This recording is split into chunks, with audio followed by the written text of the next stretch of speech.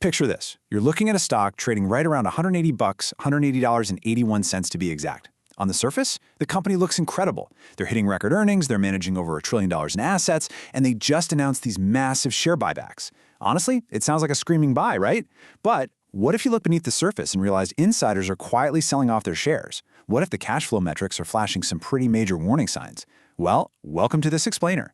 Today we're going to strip away all the noise and run Raymond James Financial, ticker symbol RJF, through what we like to call the ultimate valuation gauntlet, just to figure out what it's really worth. Now, before we get too deep into the weeds with the numbers, I need to be crystal clear. Everything we're discussing today is strictly for educational purposes.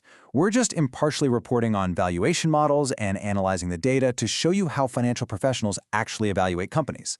This is not personalized financial advice. You should always do your own homework or talk to a professional before making any investment moves.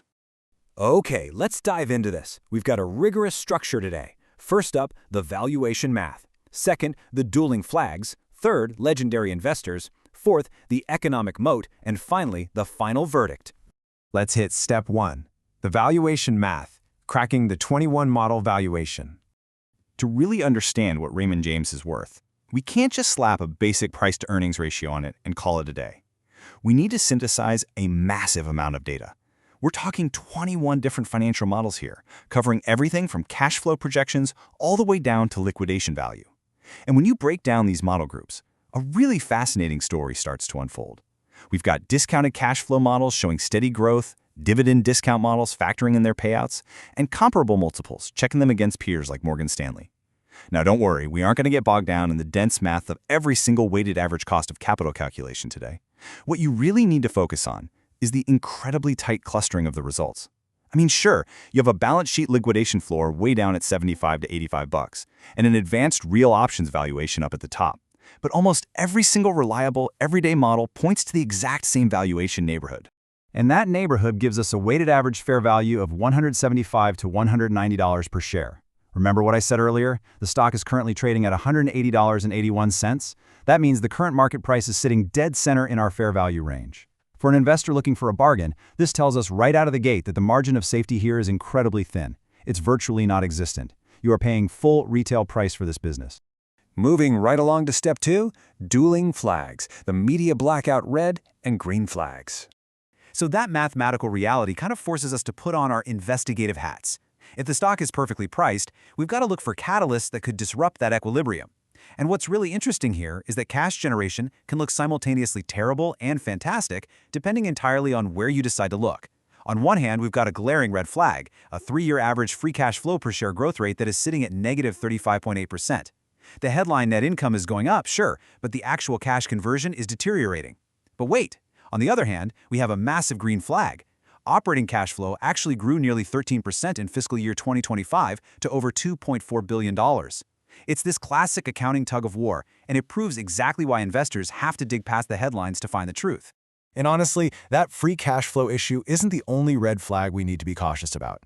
Think about these other warning signs. We have key executives, including the executive chair, by the way, quietly selling off tens of thousands of shares at prices lower than today's value. We also have incredibly lumpy cash flows. Anyone remember that negative $3.5 billion operating cash flow back in 2023? That is some extreme volatility for a wealth manager. Plus, there is a massive debt-to-equity spike to 6.06x just buried in the footnotes, a recent dip in institutional ownership, and a tangible book value that's heavily propped up by goodwill and intangibles. If an economic downturn hits, that 17% concentration could be extremely vulnerable. But let's switch gears for a second, because it is definitely not all doom and gloom here. Not at all.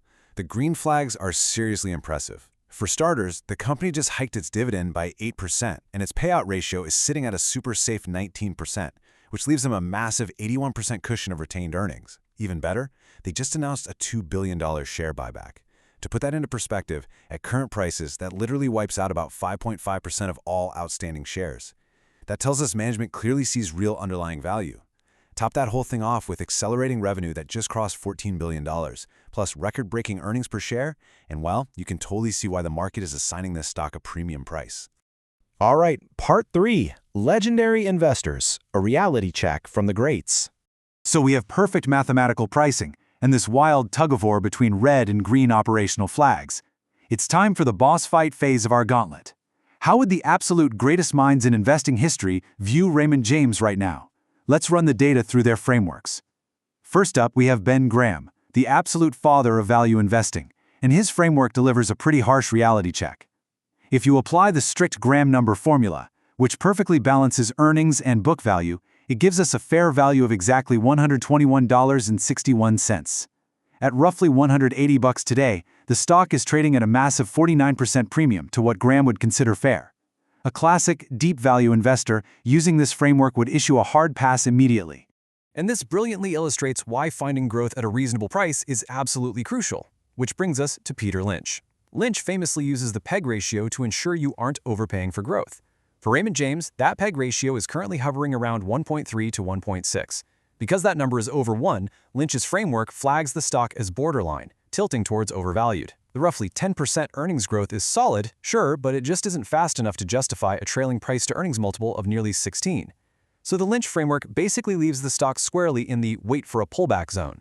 Finally, let's look at Warren Buffett's framework, which focuses on business quality over deep discounts. Buffett would actually love parts of this business. The return on invested capital is consistently over 15%, and the net debt to EBITDA is remarkably low at just 0.77x. However, price still matters.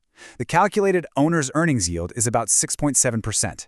While that's decent, it's not a screaming bargain. It's certainly not the fat pitch Buffett famously waits for. He would likely study this one further and hold out for an entry point closer to $140 or $150.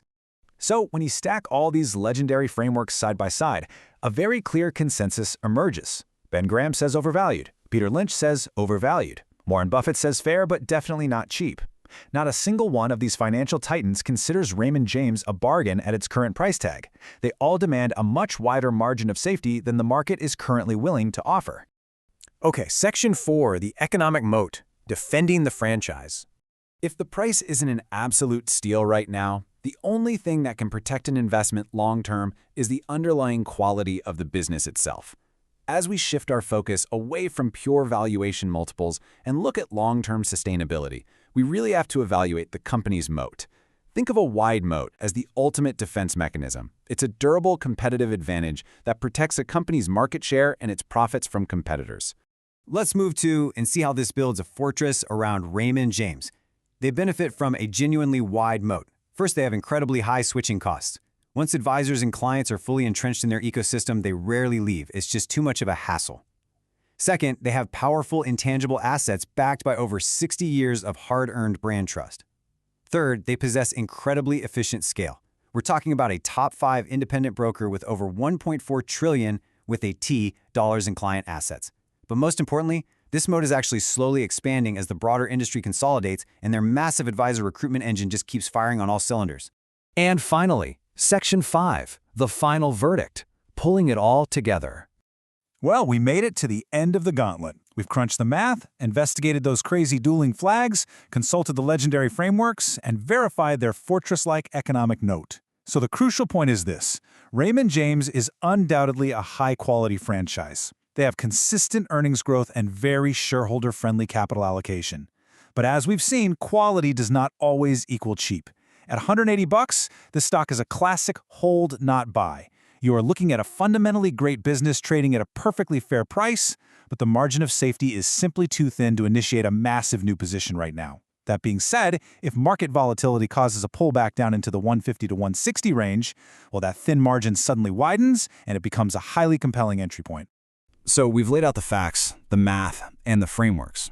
The underlying models confirm the stock is fairly valued today, yet we see key executives quietly taking profits and selling off shares.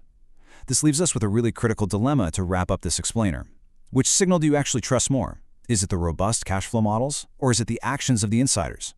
Do your own homework, weigh the evidence we've covered today, and let me know how you interpret these conflicting signals down in the comments. Thanks so much for joining me on this deep dive. Keep learning, keep analyzing, and I'll see you in the next one.